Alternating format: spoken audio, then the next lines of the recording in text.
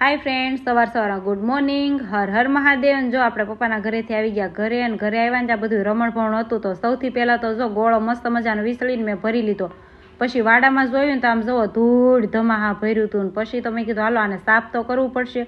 ને પછી મેં કીધું 4-5 દી આપણે બહાર રોકાવા જઈએ ને એટલે ઘરે બધું રમણ ભમણ થઈ જાય ને. સૌથી પહેલાં તો મેં વાડામાં જો 4-5 ડોલ પાણી નાખી દીધું ને પછી માર્યો ઉપરથી હાવણો. પછી જો સાફ કરી નાખ્યો ને ત્યાં તો અહીંયા જો કાન ખજૂરો નીકળો નીચે રહીને એટલે આવી બધી પ્રોબ્લેમ બહુ જ રહીને આપણે ભાડા ભરીને રહેવાનું ને આને ફ્રીમાં રહેવાનું, બોલો લ્યો.